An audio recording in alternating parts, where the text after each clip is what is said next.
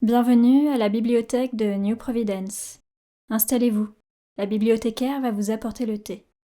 Profitez de la lecture et laissez-vous bercer par les mots.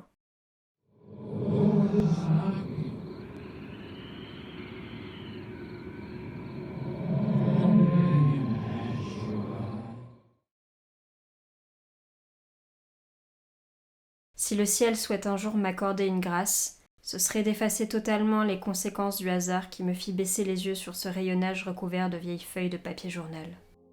Ce n'était vraiment pas le genre de choses sur lesquelles j'aurais pu tomber dans le cadre de mes lectures habituelles, car il s'agissait d'un ancien numéro d'un journal australien, le Sydney Bulletin, daté du 18 avril 1925. Il avait même échappé aux ciseaux de l'agence de coupure de presse chargée, à l'époque de sa parution, de rassasier l'appétit vorace de mon oncle en matière de documentation.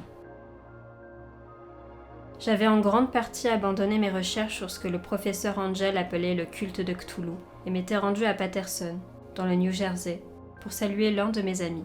Individu très érudit, conservateur d'un des musées de cet état et minéralogiste de renom.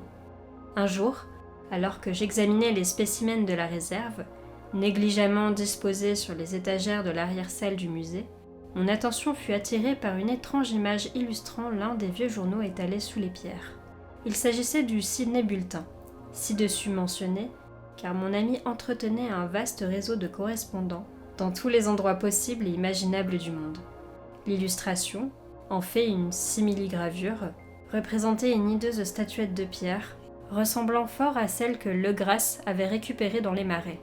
Je débarrassai fébrilement la page de son précieux contenu et l'examinai avec la plus grande attention, en regrettant que l'article ne fût pas plus long. Toutefois, les perspectives qu'il ouvrait se révélèrent d'une importance capitale pour mes recherches demeurées en suspens. Fermement décidé à les reprendre, j'entrepris aussitôt de déchirer l'article avec soin. En voici la teneur. Le vigilant rentre au port en remorquant un navire néo-zélandais en détresse. Un survivant et un mort à son bord. Récit d'un combat désespéré et des morts en mer. Le marin rescapé refuse de détailler son étrange aventure. Curieuse idole retrouvée en sa possession. Enquête à suivre. Le vigilant, un cargo de la compagnie Morrison arrivant de Valparaiso, a regagné ce matin son port d'attache de Darling Harbour en remorquant l'Alert, un yacht à vapeur immatriculé à Dunedin, en Nouvelle-Zélande, aussi endommagé que lourdement armé. De latitude sud et 152°17 de longitude ouest, avec à son bord un vivant et un mort.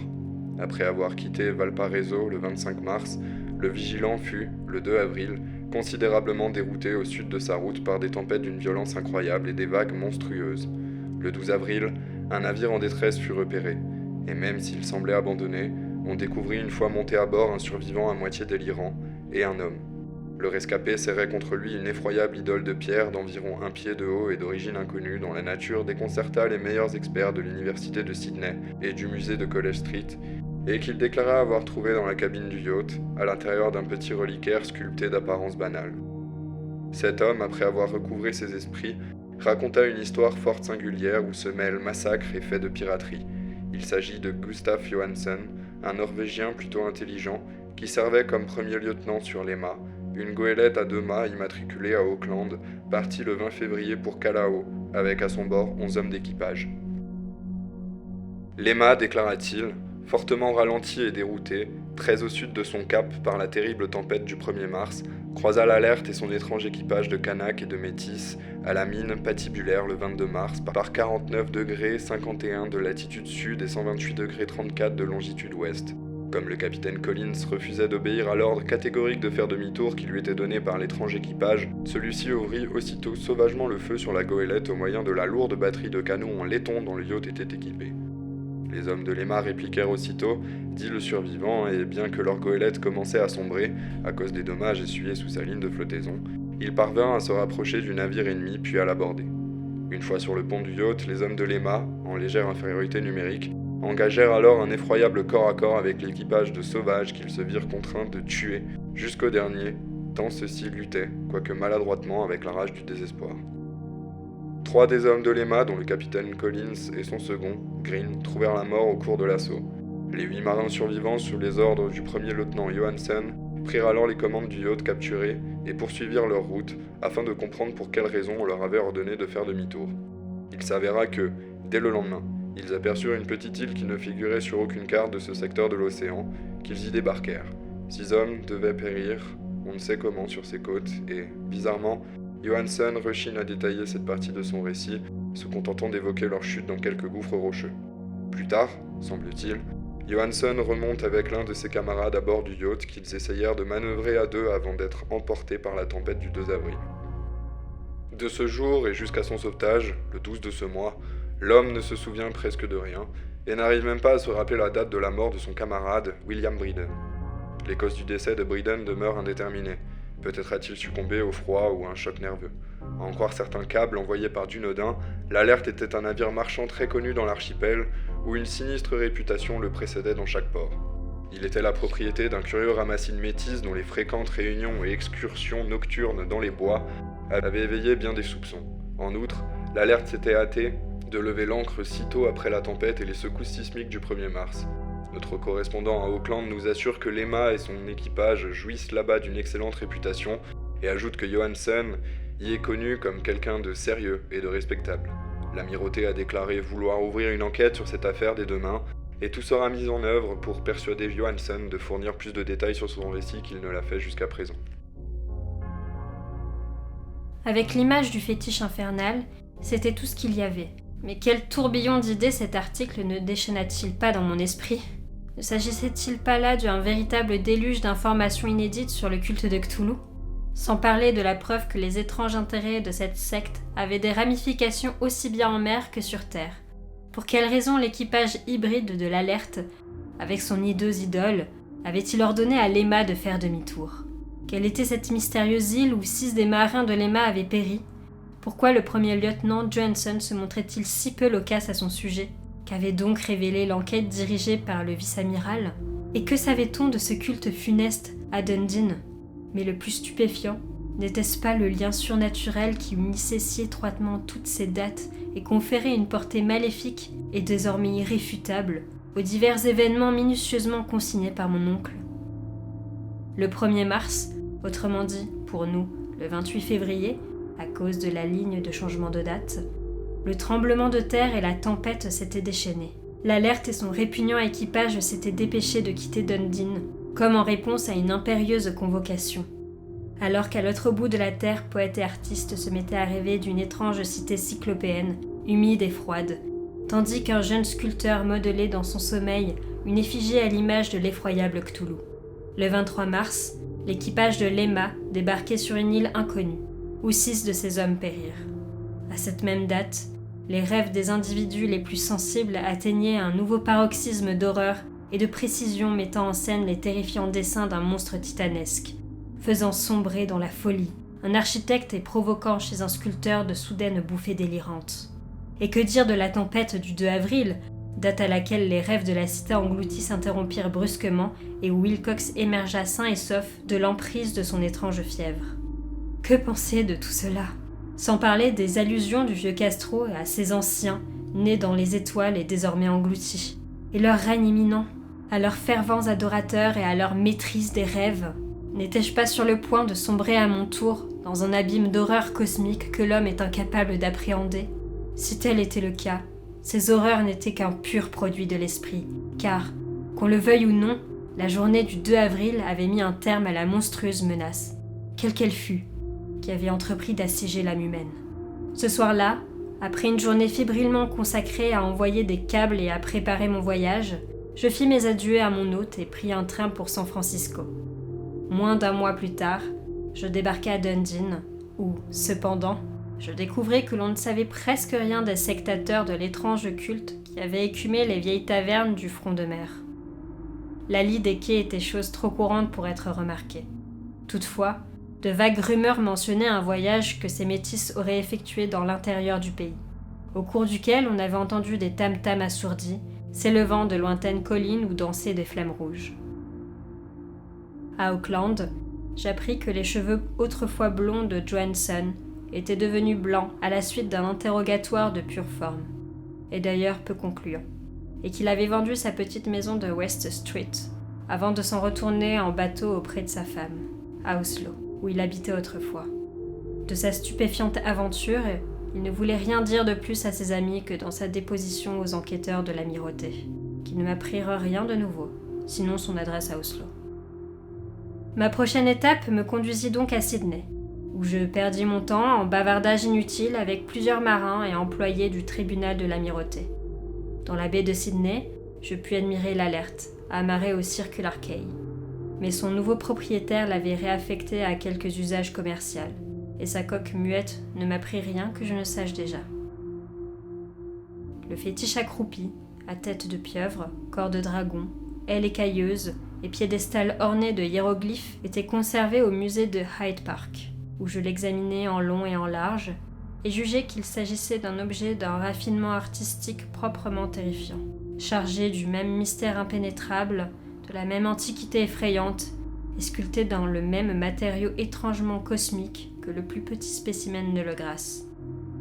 Les géologues, me confia le conservateur, s'avouaient incapables de résoudre la monstrueuse énigme qu'il constituait, et juraient à qui voulait l'entendre que notre monde ne recelait aucune roche de cette sorte.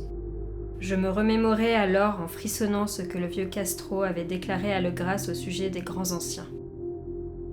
Ils étaient eux-mêmes descendus des étoiles et avaient apporté leur idole avec eux. Plus désemparé que jamais, je décidai alors de me rendre à Oslo pour y rencontrer le premier lieutenant Johansen. Je pris un premier bateau pour Londres, d'où un second navire me permit de rallier la capitale norvégienne. Et c'est là que, par un beau jour d'automne, je débarquai sur des quais impeccables, à l'ombre de l'Eschberg. L'adresse de Johansen, m'apprit-on, correspondait à une rue de la vieille ville du roi Harald Hardrad, qui avait osé continuer à s'appeler Oslo, pendant tous ces siècles où le reste de la cité s'était grimé en Christiana.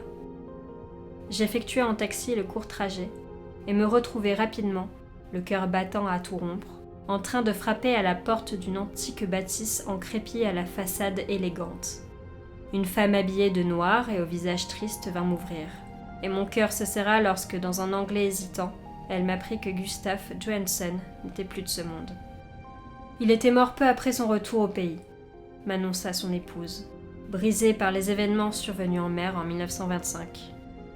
Il ne lui avait rien dit de plus que dans ses déclarations en public, mais avait laissé un long manuscrit, portant, comme il disait, sur des questions techniques, rédigé en anglais dans l'intention évidente de lui épargner les malheurs qui n'auraient pas manqué de la frapper si elle en avait ne serait-ce qu'entreaperçu 2 ou 3 lignes. Alors qu'il se promenait dans une étroite ruelle, près des docks de Göteborg, Johansen avait reçu sur la tête un ballot de papier tombé de la fenêtre d'une mansarde et avait échu à la renverse. 2 matelots indiens l'avaient aussitôt aidé à se relever, mais il était mort avant l'arrivée de l'ambulance. Les médecins, incapables de déterminer la cause de sa mort, l'avaient imputé à des problèmes cardiaques et à une santé défaillante. De ce jour, je me sentis rongée par une terreur térébrante qui ne me quittera plus avant que, moi aussi, j'ai quitté ce monde, de manière accidentelle ou autre. Après avoir persuadé la veuve que la nature de mes relations avec les questions techniques dont parlait son mari suffisait à me qualifier pour lire son manuscrit, j'emportai le document avec moi et en commençai la lecture à bord du bateau qui me ramenait à Londres. C'était un texte sans affaîtrie, écrit au fil de la plume, les efforts naïfs et touchants d'un marin occupé, après coup, à rédiger son journal de bord et qui s'efforçait de retracer, jour après jour, son ultime et terrifiant voyage. Son caractère nébuleux et quelque peu répétitif m'empêche de le reproduire ici mot pour mot. Mais j'en donnerai cependant un résumé suffisamment consistant pour expliquer pourquoi le bruit des vagues contre la coque du bateau me devint si insupportable que je dus me boucher les oreilles avec du coton. Dieu merci, Johansen ne savait pas tout, même s'il avait vu la cité et la chose. Mais il m'est désormais impossible de dormir en paix maintenant que je sais quelle horreur rôde en permanence à l'orée de la vie, dans l'espace et le temps, et quelle entité blasphématoire, descendue d'astres plus vieux que la terre et rêvant sous la mer, sont vénérés en toute connaissance de cause par les membres d'un culte cauchemardesque qui a pour ambition de leur livrer le monde dès qu'un tremblement de terre fera ressurgir leur monstrueuse cité de pierre à la lumière du soleil. Le voyage de Johansen avait débuté conformément à ses déclarations à la vice-amirauté. Les mâts, sur l'est, avaient quitté Auckland le 20 février et avaient pris de plein fouet la tempête engendrée par ce même tremblement de terre qui avait dû arracher aux profondeurs océanes ces horreurs à l'origine des rêves des artistes.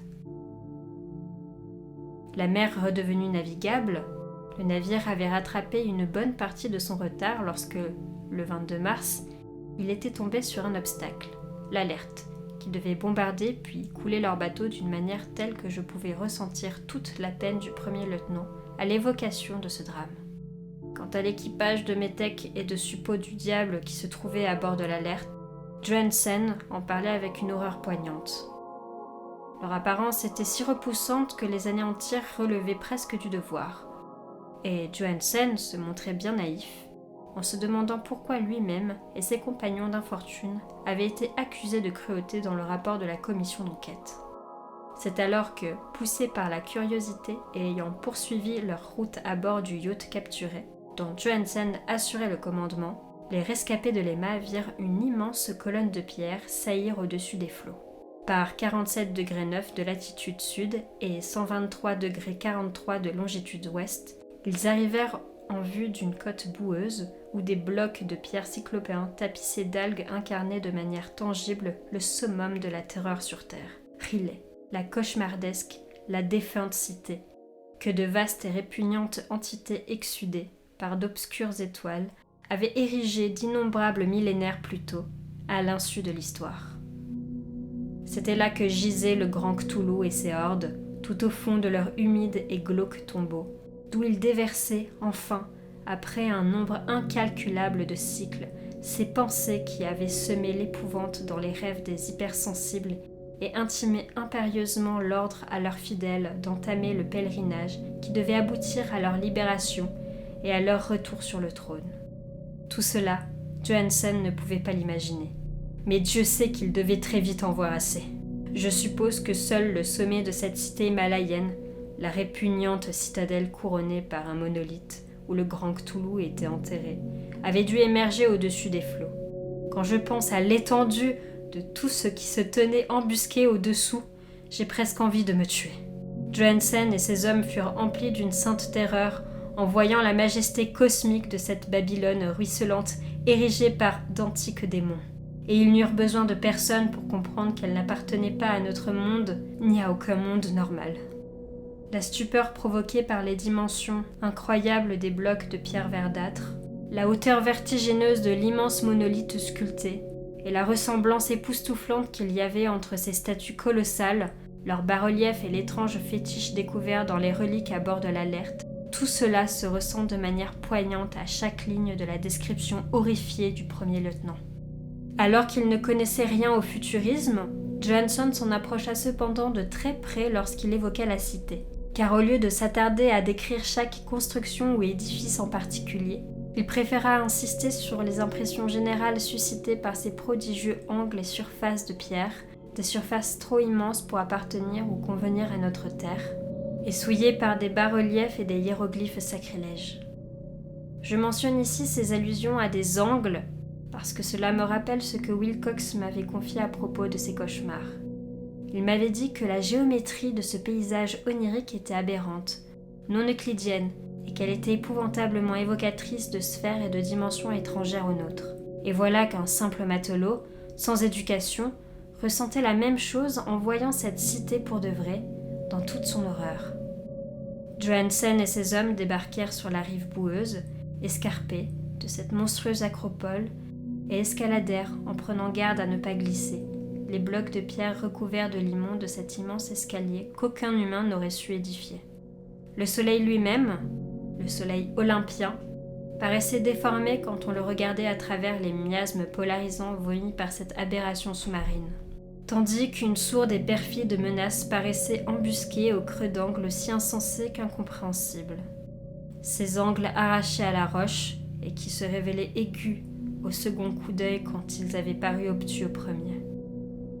À peine avait-il posé le pied sur le rivage qu'une onde de terreur submergea les explorateurs, alors même qu'ils n'avaient encore rien vu, sinon de la roche, de la vase et des algues. Ils se seraient tous enfuis s'ils n'avaient pas tous eu peur d'être la risée des autres. et c'est vaguement à contre-cœur qu'ils se mirent en quête, en vain, comme on le sait, d'un souvenir à emporter. Ce fut Rodriguez, le Portugais, qui le premier gravit le pied du monolithe et leur cria qu'il venait de faire une découverte. Les autres le rejoignirent et contemplèrent avec perplexité l'immense porte sculptée, ornée du désormais familier bas-relief en forme de pieuvre-dragon. On aurait dit, précisait Johansen, l'entrée d'une gigantesque étable, et tous comprirent qu'il s'agissait d'une porte à cause du linteau, du seuil et des jambages ouvragés qui l'encadraient, même s'ils n'arrivaient pas à déterminer si cette porte était posée bien à plat sur le sol, comme une trappe, ou de biais, comme ces vantaux d'accès à la cave que l'on trouve à côté à certaines maisons. Pour parler comme Wilcox, ici, les lois de la géométrie n'avaient plus cours. Impossible d'affirmer que la mer et le sol se trouvaient à l'horizontale, si bien que la position relative de tout le reste semblait aussi changeante qu'illusoire. Bridon appuya sur la pierre, en plusieurs endroits, sans résultat. Puis Donovan en effleura le pourtour, tout en palpant délicatement chacun des points. Il escalada pendant un temps infini la grotesque moulure de pierre, même si le terme « escalader » n'est pas le plus approprié pour une surface qui, peut-être, était horizontale, et tous se demandèrent comment une porte aussi grande pouvait exister dans cet univers. Puis, très doucement, très lentement, le haut de la dalle du nacre de surface se mit à basculer vers l'intérieur, et tous constatèrent qu'elle avait atteint son point d'équilibre. Donovan se laissa glisser, ou plutôt trouva le moyen de se propulser d'une manière ou d'une autre le long, à moins que ce ne fût vers le bas, du jambage et rejoignit ses camarades, et tous de contempler l'étrange ouverture de la porte au monstrueux bas-relief. Dans cette fantasmagorie de distorsions prismatiques, la porte se déplaçait de manière aberrante, en diagonale, si bien que toutes les lois régissant matière et perspective semblaient sans dessus-dessous. L'ouverture donnait sur des ténèbres si profondes qu'elles paraissaient solides. À vrai dire, cette obscurité était forcément tangible, car elle assombrissait certaines sections des parois intérieures qui auraient dû être visibles. D'ailleurs, elle jaillissait, bouffée de fumée noire s'échappant de sa prison multiséculaire, voilant à vue d'œil le soleil alors qu'elle s'enfuyait à tire-d'aile membraneuse dans un ciel gibbeux et tréci. L'odeur qui s'éleva de ces profondeurs récemment ouvertes était insupportable, et bientôt, Hawkins, qui avait l'ouïe fine, crut entendre un horrible clapotis résonner dans l'abîme. Tous tendirent l'oreille, et tous l'attendaient encore lorsqu'ils virent la chose approcher à pas lourds et visqueux, puis maladroitement comprimer sa gigantesque masse verdâtre et gélatineuse à travers la porte noire pour s'élancer dans l'air vicié de cette vénéneuse et démentielle cité. L'écriture du pauvre Johansen trahissait son extrême tension nerveuse au moment de tracer ces lignes. Des 6 hommes qui ne regagnèrent jamais le bateau, il pense que 2 ont été terrassés par la peur en cet instant maudit. La chose est impossible à décrire. Aucun langage ne saurait rendre de tels abysses de folie, hurlante et immémoriale, une si hideuse contradiction de toutes les règles régissant la matière, la nature ou l'ordre cosmique. Une montagne en marche, et qui parfois titubait. Seigneur, comment s'étonner, en cet instant télépathique, qu'à l'autre bout de la terre, un grand architecte ait perdu la tête et que le pauvre Wilcox ait succombé au délire et à la fièvre. La chose des idoles, le rejeton vert et gluant des étoiles, s'était réveillé pour réclamer son dû. Les étoiles étaient de nouveau propices, et ce qu'un culte antédiluvien n'avait pu accomplir, quelques marins innocents l'avaient fait par hasard. Après 20 millions d'années, le grand Cthulhu était à nouveau libre, brûlant de satisfaire ses appétits voraces. 3 hommes furent fauchés par les griffes caoutchouteuses avant même que quiconque eût tourné les talons. Dieu leur accorde le repos, si une telle chose existe dans l'univers. Il s'agissait de Donovan, Guerrera et Angstrom. Comme les 3 derniers dévalaient frénétiquement d'interminables étendues rocheuses incrustées de verre, Parker glissa, et Johansen jura qu'il avait été englouti par un angle de maçonnerie qui n'aurait pas dû se trouver là. Un angle aigu se comportant comme un angle obtus. Pour finir, seuls Bridon et Johansen rejoignirent le canot, et ramèrent désespérément vers l'Alert, tandis que la monstruosité himalayenne dérapait au bas des marches visqueuses, où, hésitante, elle titubait au bord de l'eau. Même si tous les hommes étaient descendus à terre, ils avaient veillé à maintenir la chaudière sous pression. Aussi ne fallut-il qu'une poignée d'allers-retours frénétiques entre la barre et la salle des machines pour que l'alerte appareillât. Lentement, au milieu des visions d'horreur de cette scène indescriptible, le navire commença à brasser les eaux mortifères, tandis que, sur les blocs de pierre de cette rive d'ossuaire qui n'était pas de cette terre, la titanesque chose descendue des étoiles écumait et grondait de colère, tel Polyphème maudissant le navire en fuite d'Ulysse. Puis, faisant preuve de plus de courage que les cyclopes légendaires, le grand Cthulhu fut glissé sa masse huileuse dans l'eau et se mit à poursuivre l'alerte avec une telle force cosmique que d'immenses vagues se soulevèrent. Bryden regarda derrière lui et sombra dans la folie en éclatant d'un rire strident, de ce même rire qu'il devait continuer de pousser par intermittence jusqu'à ce qu'il succombât dans sa cabine, une nuit où Johansen, en proie au délire, errait sur le navire. Mais Johansen n'avait pas dit son dernier mot. Conscient que l'entité rattraperait fatalement l'alerte, faute de retrouver la pleine vapeur, il décida de jouer son va-tout. Poussant les moteurs à plein régime, il regagna le pont à toute allure et fit machine arrière toute. D'impressionnants tourbillons mêlés d'écume se formèrent à la surface du fétide océan, et alors que la pression ne cessait d'augmenter, le courageux Norvégien lança son vaisseau droit contre leurs poursuivants, dont la masse gélatineuse se dressait au-dessus de l'écume insalubre, telle la poupe d'un galion infernal. L'horrible tête de pieuvre, à la face grouillante de tentacules, se rapprochait dangereusement du pourpré du robuste yacht, mais Johansen maintint résolument son cap. On entendit quelque chose éclater, comme une vessie crevée. Puis il y eut un suintement purulent, comme si l'on avait fendu un poisson-lune en deux, accompagné d'une puanteur semblable à celle d'un millier de sépultures profanées, ainsi qu'un certain bruit que le chroniqueur préféra ne pas coucher par écrit. L'espace d'un instant, le navire fut souillé par un aveuglant brouillard vert et âcre. Puis il n'y eut bientôt plus qu'un bouillonnement vénéneux à la poupe, où, Dieu ciel, la masse éparpillée de l'innommable entité caoutchouteuse, descendue des étoiles, se reconstituait mystérieusement, reprenant sa détestable forme originelle, alors même que la distance qui le séparait de l'alerte s'accroissait à chaque seconde que le navire accélérait, grâce au retour de la vapeur. Ce fut tout. Ensuite, Johansen s'abîma dans la contemplation de l'idole placée dans la cabine et s'occupa de préparer quelques maigres repas, pour lui-même et pour le fou ricanant qui l'accompagnait. Il ne touchait à la barre du navire, après cette première échappée audacieuse, car elle lui avait coûté une partie de son âme. C'est alors qu'éclata la tempête du 2 avril, dont les sombres nuées obscurcirent également sa conscience. S'ensuivit une succession d'impressions de tourbillonnement spectral dans des gouffres d'infinité liquide, de chevauchées vertigineuses sur la queue d'une comète, dans des univers tournoyants, et de plongées hystériques de l'abîme jusqu'à la lune et de la lune jusqu'à l'abîme. Le tout accompagné par les chœurs caquetants d'anciens dieux, difformes et hilars, et les railleries de glauques diablotins du Tartare à ailes de chauve-souris. Les secours devaient venir d'ailleurs que les rêves. Le vigilant, l'enquête de la vie s'amirautait, les rues de Dundee, et le long voyage de retour chez lui, dans la vieille demeure proche de l'Eichberg. Impossible de dire quoi que ce fût, il l'aurait pris pour un fou. Aussi décida-t-il de coucher par écrit ce qu'il avait vu, avant que la mort l'emporte. Mais sa femme ne devait se douter de rien. Oh, comme il serait heureux de mourir, si seulement la mort pouvait effacer ses souvenirs.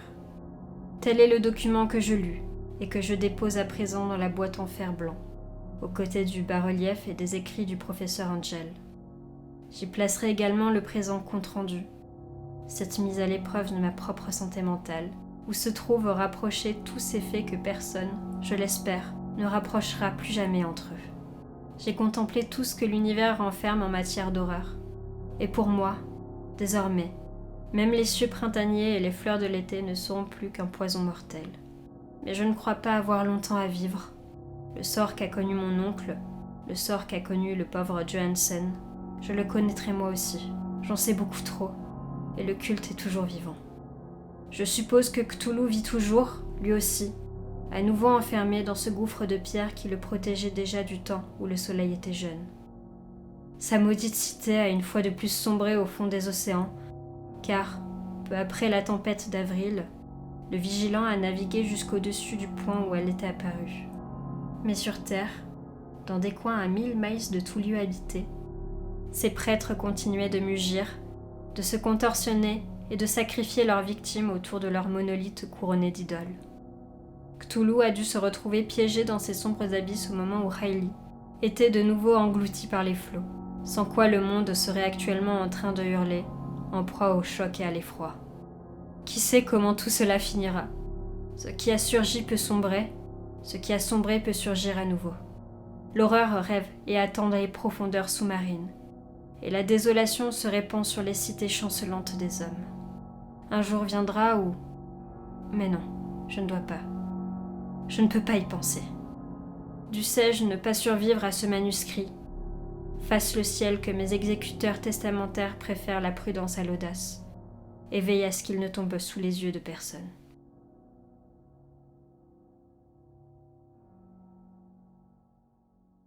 La lecture touche à sa fin. N'oubliez rien derrière vous. Et sur ce, on se dit à la prochaine fois.